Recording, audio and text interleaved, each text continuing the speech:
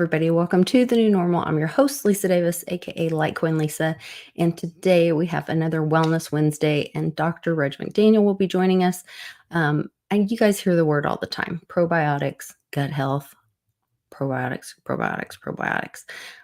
But Dr. McDaniel is here, and he's going to tell us why we should all be taking probiotics or not. We'll be right back right after this. Give us a like and share the video.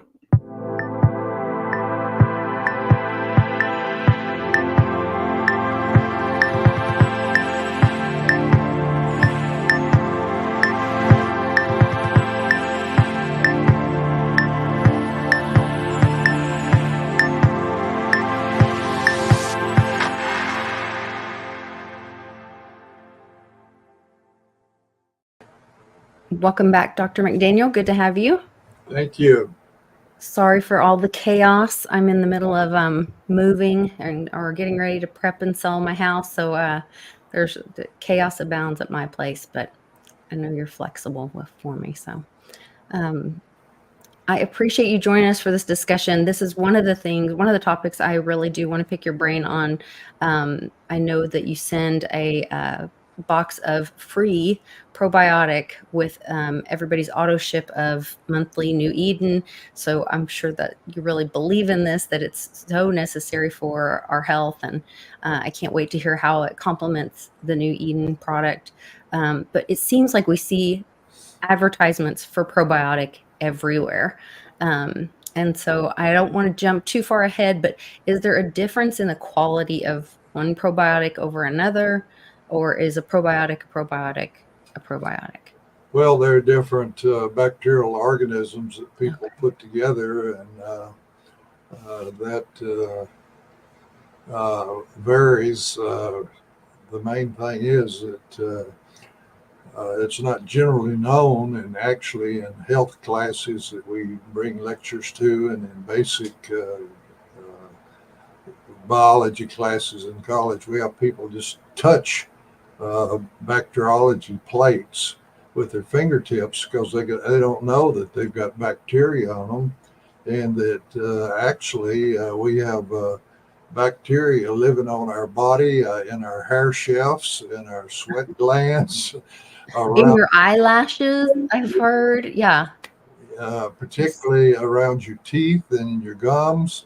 And now there's worldwide research going on about the contributions that healthy bacteria in the large bowel, that as the food comes down, it works on it. And I was probably primed to accept the importance of this because there was a paper at a conference in Belgium on soybeans, and a lot of research has gone into soybeans because it's a crop that makes plant protein in its each year, and all. You don't have to kill animals. Animals have to eat so much food to develop flesh, and you don't get very much flesh for all the volume of the vegetation that they eat. But soybeans are loaded with nutrients, and I think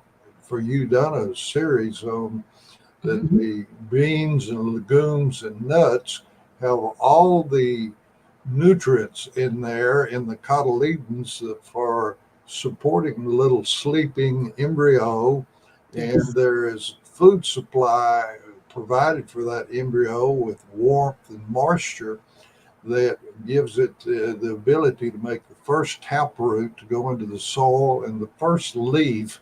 And then photosynthesis is turned on to start generating new nutrients from energy from the sun. But inside that little biological package, there's a coat over it to protect it that I call a biopolymer. It's complex molecules and long chains to protect the food supply and the little embryo from too hot, too cold, from microorganisms that would like to eat this supply, because everything is supplied there for this new generation. And of course, when we eat the outer coat and also inside, we get a huge supply. But in this conference in Belgium on soybeans, they pointed out that in nature, a sugar molecule is added onto the ends of many of these nutrients so that it's not water soluble, and a microorganism cannot eat it or consume it for food. But the microorganisms in the bowel take this sugar off, and it makes it water soluble so that the blood circulating in the wall of the bowel can take the nutrient into the serum and pump it around to all the cells, because there's a huge supply of nutrition in this cotyledon of the soybeans. So this was not too much of a jump for me, but we give this in this automatic order a free bottle because we're having a hard enough time informing people that have been indoctrinated like I was, that if you got any kind of problem, physically, mentally, or emotional, we got a drug for it. Right. And actually, one of the things I've learned in these last 39 years being focused on this, what we found was originally we were trying to make a new drug, but it had no toxicity, and everything that we tried it with improved if it was a deviation from normal. Well, that's pharmaceutical and medical heresy, and to have no toxicity. And finally, for my own concepts, this is like an extension of the vitamin discovery era. If you'll stop and think, all your vitamins came from plants and plant organisms. And this active ingredient from the aloe vera leaf gel called acetylated mannose, or ace-mannan, is utilized in cellular synthesis. So the other point I wanted to make is that the body has this innate host defense mechanism. We frequently summarize it as saying the immune system, but our body must be kept in good nutrition to keep all these organisms that are in our hair shafts and on our eyelashes and fingertips and in our bowel outside the body, because if it gets into the bloodstream and into the cells, you get fever and some terrible reactions. So that's part of the defense system that works all the time to protect our body. That can, as a summary of all of it, it's our host defenses. That even though we're surrounded by a population of bacteria and microorganisms would like to eat us as a nutritional source, our innate immune system of cells and of molecules that are dissolved in the serum that are sometimes called acute reactive phase proteins that defense against any type of microorganism that tries to get into our body. But one of the things that is important about probiotics is that the bacteria that are in the mouth and lung, that if they are swallowed and get down into the belt, they are not friendly bacteria. They don't process the food like the bifidobacteria that are in the probiotics.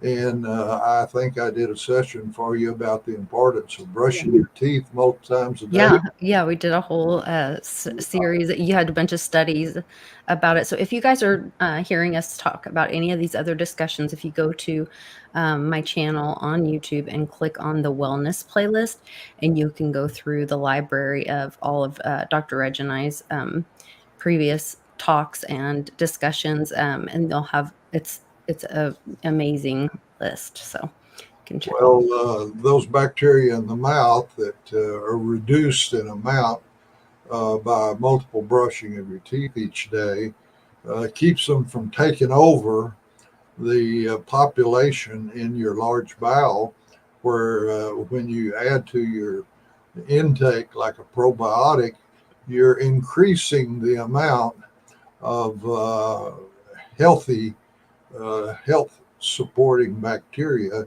that are in the GI tract. So that's why probiotics contribute to improving health.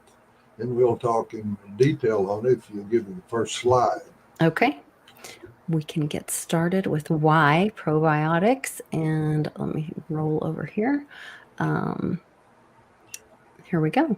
Here we are talking about the fact that in our hair shelf and our sweat glands, and particularly in the nasal hair, we develop resistance against some of these things, like in our nasal hair. You may remember years ago that at Marine bases where they brought a bunch of people together, that they would have an epidemic of meningitis. And they found out that with these all coming together, that there's some that don't have this organism in their nose and they don't have their defense system going, and they're inoculated by those that are resistant to the very disease promoting organisms that are in the nasal hair, but their body's defenses are strong enough, and that it causes an epidemic for those that don't have this in there. And so this is a problem that's been recognized for decades. And I pointed out that the bacteria in the mouth are antagonistic toward the healthy bacteria that are in the large bowel. And we mentioned that brushing your teeth 2 to 5 times a day reduces organism population that is not health promoting in terms of processing what we eat. And so let's go to the next slide. We've kind of talked about that. Yeah. Now, in the bowel, we have what we call as a thing bifidobacteria, or probiotics, that they're health promoting. And they actually take the complex nutrients that come down in our food and make them available to be absorbed in the serum. And I talked to you about the soybean research that because of this plant-based source of protein, a lot of government money has been spent on research for children, particularly in third world countries, to try to get more protein to them to improve their development. And I mentioned about in Holland that they had this research conference on the importance of the bacteria that processes soybeans to make the nutrients available to be absorbed in the serum and pumped around to all the cells. So bifidobacteria is a term for the health promoting bacteria that are in the large bowel, and you want to do things to promote it. And that's why adding probiotics to your diet increases the population of these health promoting bacteria. Next slide. Okay, so the bifidobacteria is the naturally occurring healthy bacteria in your gut, where probiotic is something you take to add to benefit that. And this healthy bacteria are grown up in kind of like you produce beer, you ferment or wine. You can then you reduce it to take all the water out, make it a powder, and the organisms are still alive. Okay, like yeast. Yes, or bread. Yeast. Okay, that rises bread. Okay, that makes a lot of sense. Anyway, I pointed out that we have, I think, enough of a challenge to try to get across to the population that nutrition is so important in health promotion, to be healthy, to on everyday activity, to have energy and endurance, and to support our immune system to keep us from getting infections. And like I will admit that I was indoctrinated through all my training that if you got a problem in health, we got a drug for it. Well, drugs are not only expensive if they're in patent, but the mechanism of action of drugs is to interfere with the engineering and design of life that is coded in DNA to reduce symptoms. And the ideal drug, if you quit taking it, your symptoms come back because it does not address the cause of symptoms.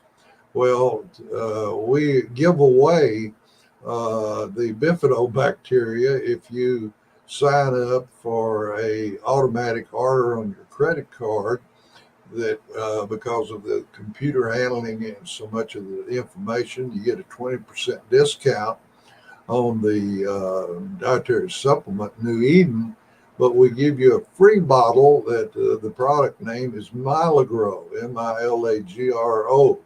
And this is freeze-dried bifidobacteria that is a probiotic activity to support good health. And so, as I tried to explain in the next paragraph, we feel like getting across to people that how important it is to have a broad diet and to supply or increase the inventory of nutrients for the activity of your genes and cellular synthesis to combine these nutrients into compounds that carry out the biochemistry and the physiology of life. And the important thing, oftentimes it's missed, that the programming in the genes is somewhere between, I'd say, 5 and 10 times more powerful, if even maybe even more than that, than the code that's in your cell phone or your computers. And this is raises a lot of questions. How in the world did this incredible programming in DNA come to be that it can take totally lifeless molecules and nutrients, hook them together, and in the process of cellular synthesis inside the cell, behold, we have life and the biochemistry of these compounds working inside our body.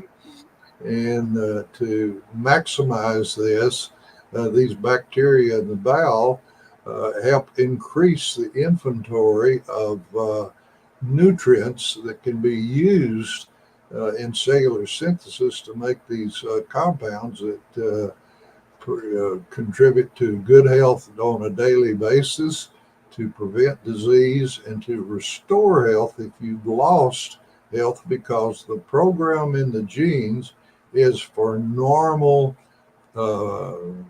biochemistry, physiology, and good life. Right. And if you have the proper nutrition, and of course, the bifidobacteria contribute to increasing the nutrients that are available in cellular synthesis to make compounds to have a healthier body. Next slide, please.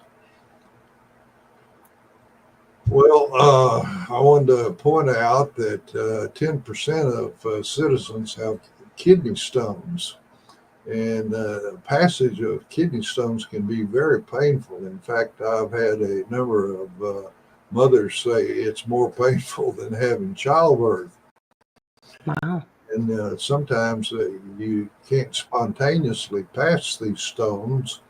But this is going to get around to the importance of probiotics and what they can do. And if you have to have a urologist or hospitalization, this can be a very expensive, unplanned expense to you. And it's an area of active research that gets into the role that probiotics play in their contribution to good health. Next slide. Interesting. I had no idea that would help.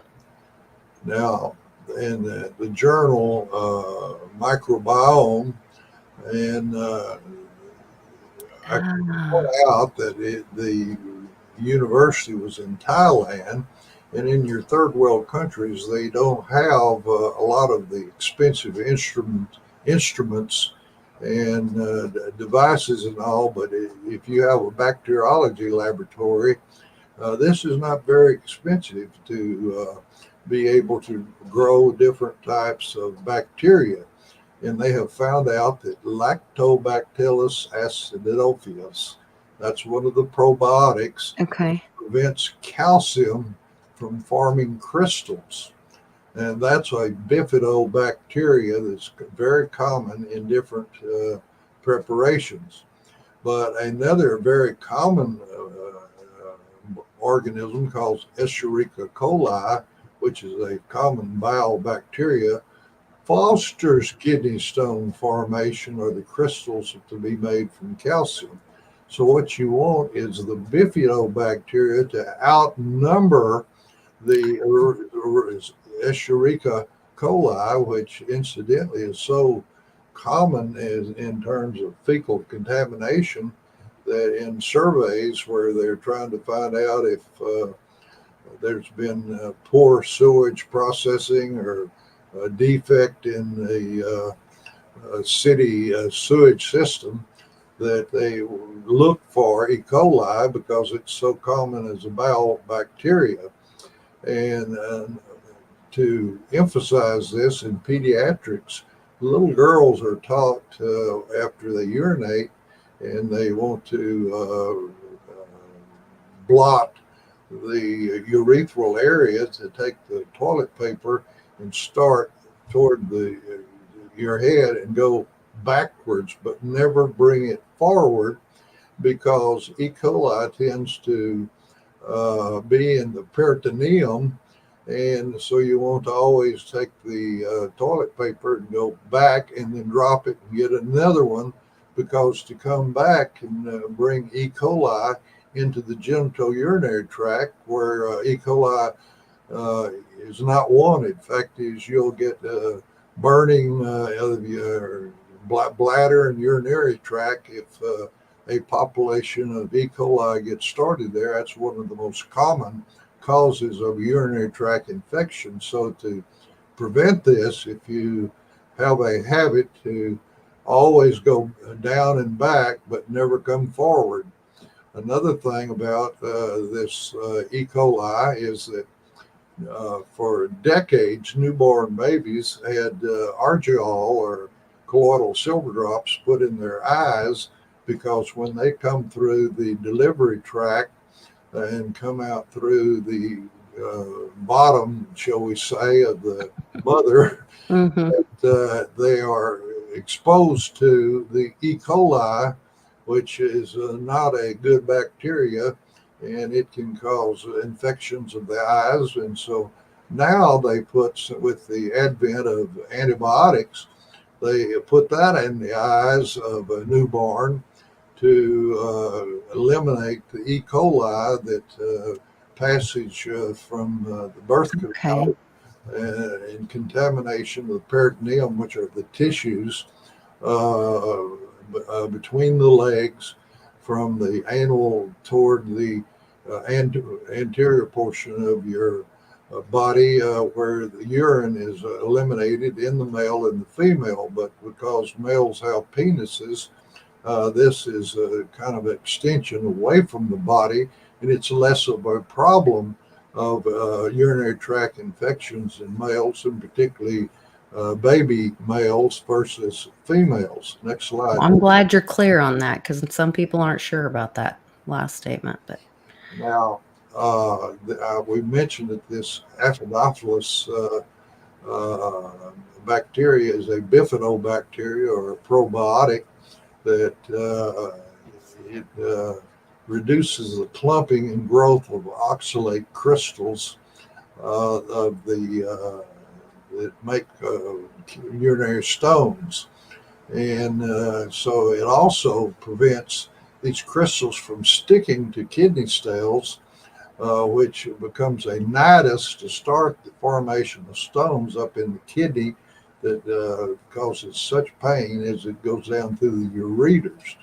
However, this E. coli increases the clumping and the growth of oxalate crystals, and it causes the oxalate crystals to stick to kidney cells, which becomes a nidus to form more stones.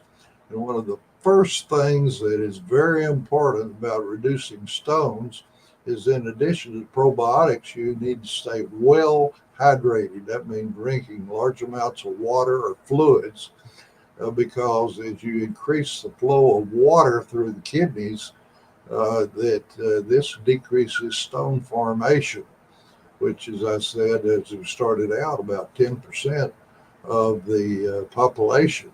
And also a healthy large bowel microbiome, and some people call this like an internal farm of these bacteria in your large bowel, that if they're healthy bacteria, this retards stone formation. And a way to get this to increase it in your body is that if you eat yogurt or fermented milk, which is called kefir, and even sauerkraut and the oriental kimchi, which is fermented cabbage, all have healthy bacteria that in the multiple zones of the body, this increases the resident organisms which are healthy.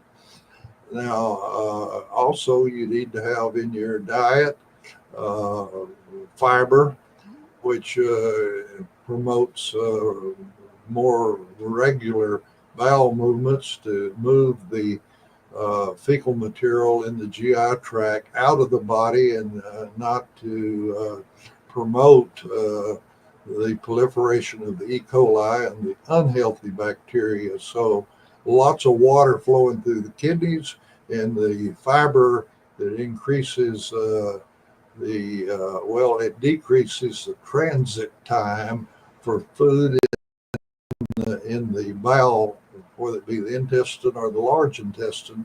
Fiber moves things out, just like drinking water moves urine out. And this type of research is being done in the food science journals that have done multiple studies that healthy bacteria flora that we're talking about, the probiotics, reverse the conditions of the environment in the body to promote stone formation.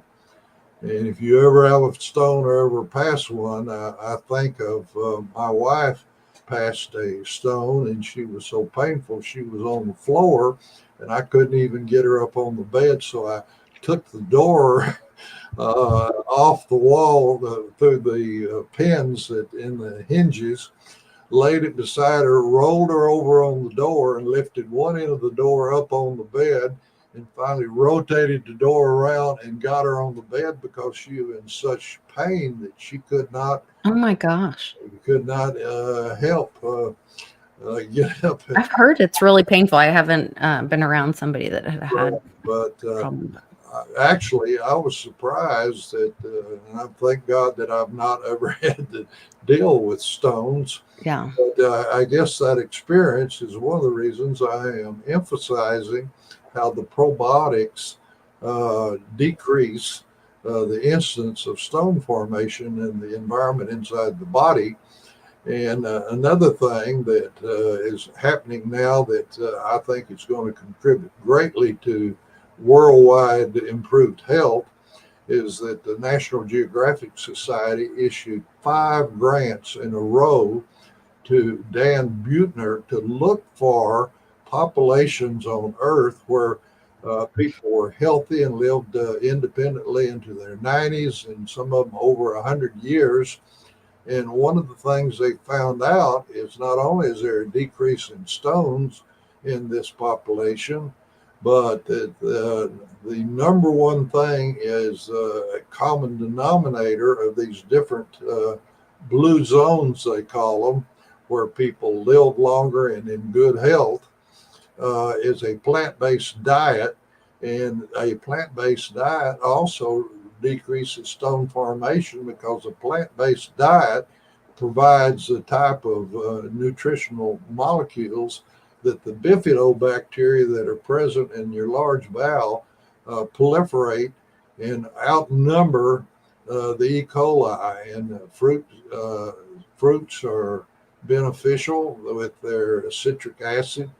And actually, the more meat you eat, the more the environment inside the body shifts toward promoting stones. So that's the number one common denominator of the blue zones that the National Geographic is informing the public, because not only have they had segments in their journal, but I get on my email about twice a week some statement about the importance of probiotics and plant-based diet. And this is just one of the things that decreases stone formation, which is a common challenge to good health. And I might add also, not only was it plant-based diet, but all of these areas where the people are doing so well have gardens. And it's so important to have your garden, because if you have a garden, you leave the fruit or vegetable on the plant until it ripens on the Yeah. and this allows the genes in the plant to put the nutrients that your cells need in cellular synthesis, because so-called fresh fruits and vegetables in the grocery store. I'll give you an example. When I was a kid, you could only have certain fruits and vegetables about 4 to 6 weeks a year, because all the grocery stores were owned by a local family and they offered very few things in the way of fresh things that are more than 50 to 100 miles from their store. But now, gee, I can go down. We have these national market grocery stores, and you can have watermelon and cantaloupe, all the different types of berries, 12 months of the year. How in the world is this possible? Well, the agribusiness follows the growth zones across this map from the east to the west, and they follow the growth zones and they pick the fruits and vegetables green so that they'll have a shipping life and a shelf life. Because if they picked them ripe, they would be rotten by the time they got to the market with the shipping and all. And but however, when you pick them green, the principal molecule in the plant is chlorophyll, which is an incredibly important molecule, but not utilized in cellular synthesis to make the bioactive structure function molecules, compounds that operate the biochemistry and physiology of our body. Well, the homegrown garden is very important, because you get nutrients by your plant matured fruits and vegetables that you grow, that your cells need in its inventory, that's available to the cells to make these bioactive compounds that run the body. Now, this is an interesting thing that I was not aware of until I started researching this, is that nearly all the kidney stones in the United States are in the southern belt, where you see yellow in this map. That surprises me because I would think there would be more gardens in the South.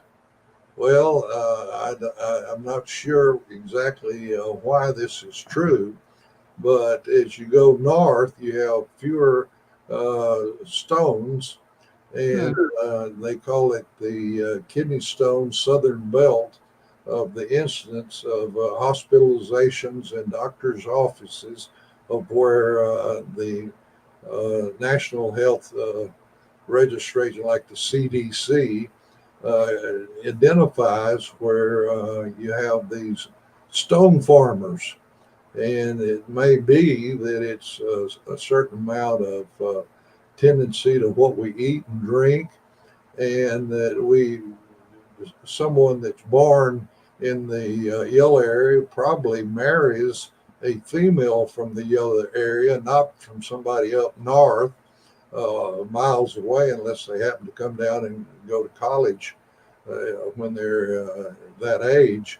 So it may have some hereditary aspects as well as personal habits. But if you live in that yellow zone, you have a higher potential for stones and even more uh, impetus to have a lot of plant food in your diet versus meat, and also to drink a lot of fluids. One of my favorites is lemonade, quite frankly, in addition to water. Next slide, please. I'm an unsweetened tea girl. That's what I like. I've lost my page. Hold on. I'm sorry. Here we go. Well, the oxalate crystals are the most common kidney stones, and oxalates are present in virtually all food, and oxalate binds to calcium. And the oxalate molecule, you can look at it, it's kind of like two carbon dioxide molecules that hook together through the carbon. And you can see that they've got a double bind on one oxygen from the CO2. And then they have another oxygen there that is not double bonded, but single bonded, and it's negative charged on that oxygen. And the calcium has two positive electron places on it. It's charged, so it is attracted to those two negative places on the oxalate compound. And so this is the thing that the bifidobacteria reduce the amount of these type of reactions to occur in the urinary tract. Next slide, please. Okay. Now, here are the various types of kidney stones, and actually, they're phosphate molecules from phosphorus in all kidney stones, and if it's less than 50%, it's called a calcium oxalate stone, but if it's more than 50%, they call it a calcium phosphate stone. And I had no idea that there were different kinds. And the 80% of them are those that have less than 50% phosphate, and only about 5% of the stones. But of course, the common molecule there is that calcium to make the stone. Now, in the metabolism of the nucleic acids that are in the genes of every cell, and the metabolism makes uric acid, and that's about 10% of the stones. It's not very common, but it's very important if you pass a stone and can collect it to have it analyzed.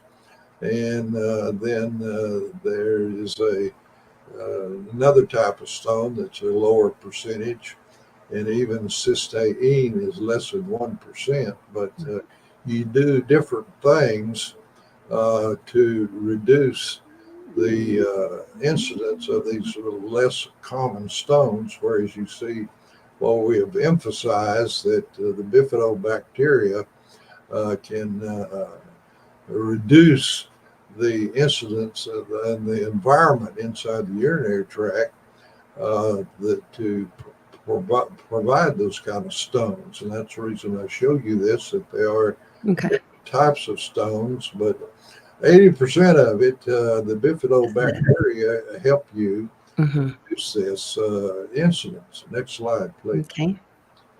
Now, the uric acid stones, that's the complex structure of uric acid there, and it comes from the metabolism of the purines that are in the nucleic acids that make up the chromosomes in every cell. And that's the adenine and guanine that binds to thymidine and cytidine, which is a code that is in our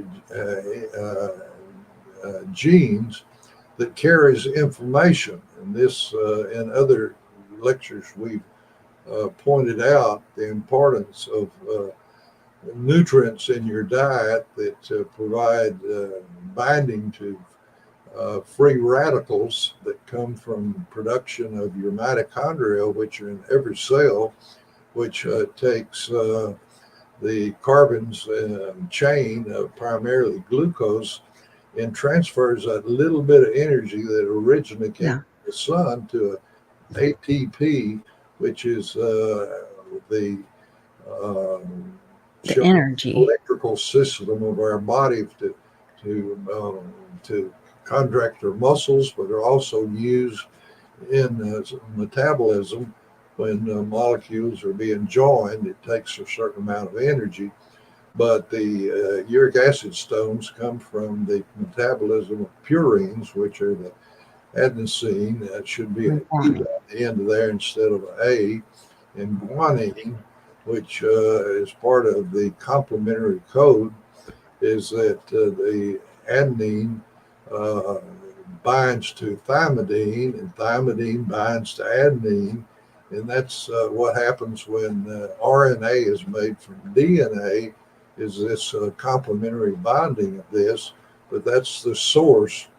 And the if you ever have uric acid stones, you want to avoid a lot of eating tuna or trout or sardines or liver or animal organ meat. Again, foods low in uric acid are fruits, vegetables, rice, nuts, berries, and beans. Again, the common denominators of the blue zones of the uh, National Geographic Society, where they recognize where people have longevity and good health, because these foods right there that reduce Mhm. uric acid stones are your fruits, your vegetables, your rice, your nuts, your berries, and your beans. So 1 in 11 people, or about 8% of the population, have these stones, which we're emphasizing to try to avoid. And in the United States, they say in the year 2007 to 2010, the CD Center for Communicable Disease reports about 12,110 people had stones. And males have more stones until they get to about 50, and then their incidence reduces. But females have about a 7% of that 12,000. But the females' incidence of stones increase with obesity, Mm. and for some reason, females have increased in the amount of stones they form in the last 30 years based on national statistics. Diabetes increases stones for both sexes. Beer and wine, which increase urine flow, do not affect the incidence of stones. And the diet and lifestyle, which we have been trying to emphasize, or influence the environment inside the body, which can either promote or reduce the incidence of stone formation.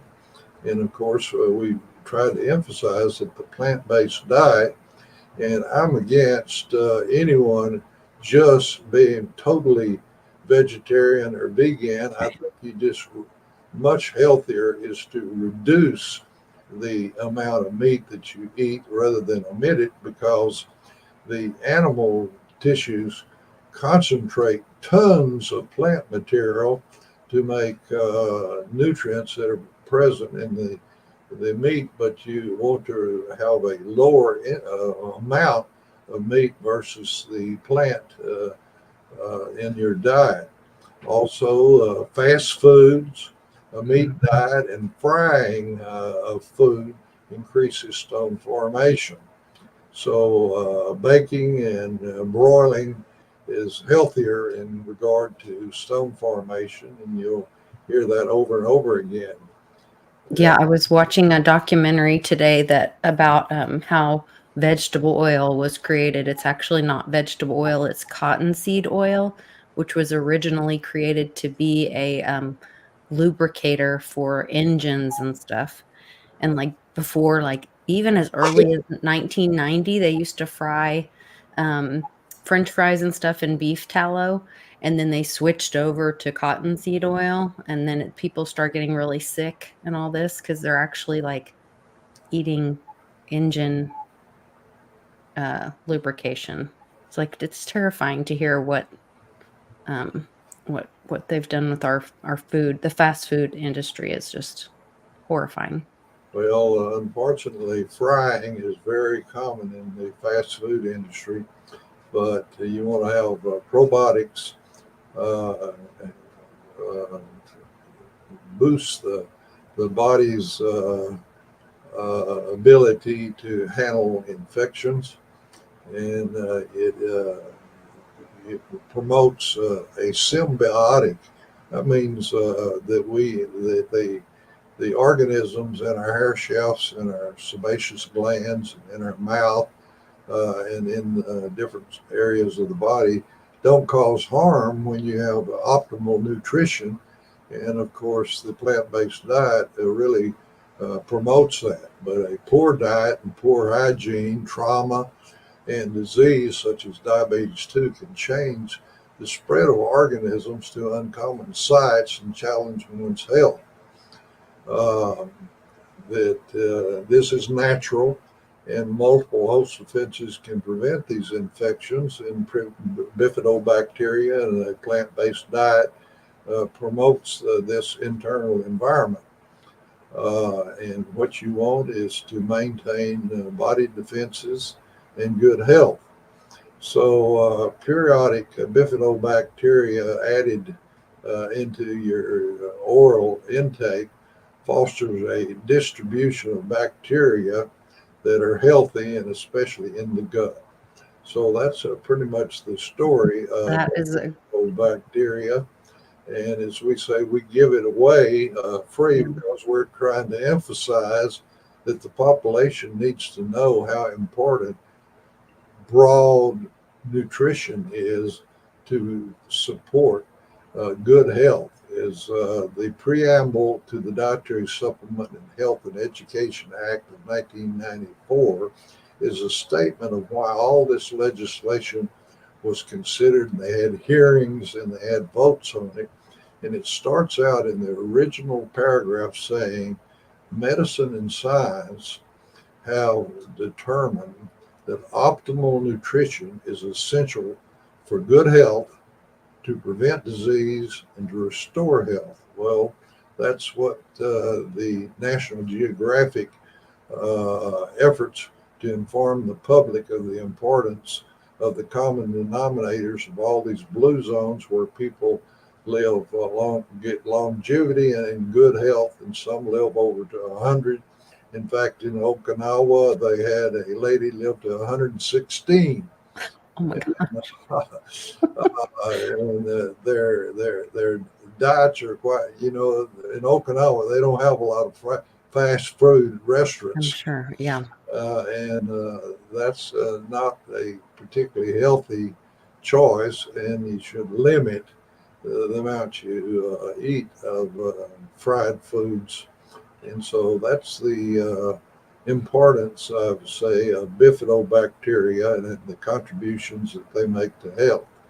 And when you see a box of the yeah.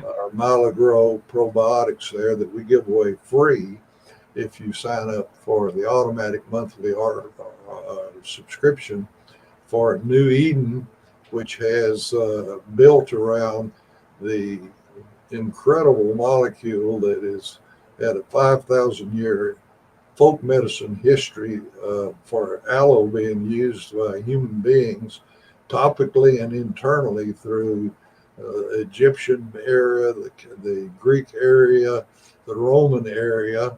And we've added to that nutrient molecules that are low or absent in the modern food chain, or avoided by choice, because people don't tend to like the cruciferous vegetables. You can't threaten the children enough to get them to eat them. It's a source of a special amino acid that is required in cellular synthesis to make glutathione to bind to free radicals that improve health, because those free radicals can attach to membranes inside the cell and alters their function. You don't feel good. But the worst thing is they can attach to DNA and alter the information that is in the chains of chromosomes and the genes. And the worst alteration is a mutation that causes malignancy like leukemia, lymphoma, and cancers and sarcomas. So a good broad diet and supplemented with probiotics to make their contribution is a path to you don't have to move to an isolated island or peninsula where they don't have gasoline engines or electricity to be able to get the benefits of the blue zones that National Geographic is promoting. And proof of this is that in a distant suburb of Los Angeles, Loma Linda, California, around Loma Linda University are primarily Seventh-day Adventists, about 30,000, and they are right here in our population, inside and not an isolated island or peninsula, that are getting the benefits of the blue zones of the National Geographic because they tend to be vegetarians and vegans. I say tend to be, they don't have to be exclusive. And they plant their gardens and they get these nutrients that are improve the inventory used in cellular synthesis to make bioactive molecules that optimize health. So that's the end of the story. There you go. That's a great story. Well, you guys make sure that you sign up for your auto ship. It does support the channel, so I do get part of that promotion, and so it helps me out, and then you get healthy together, so we're all doing better together, and helps the community. So I hope that you'll check into that. There's also other information on the website where you can send Dr. McDaniel a email or request, and you can also put if you have any deviations from normal health in there when you're making your order, and he will send you more information or any case studies that are applicable to that deviation from normal as well. So just a plethora of information. Thank you so much, Dr. McDaniel. I always enjoy these and appreciate all your time and knowledge that you share with the community. So thanks so much. Well, thank you for this opportunity to try to inform the public of how they can now be healthier and happier. Absolutely. Thank you so much. Take care, guys. We'll see you next time.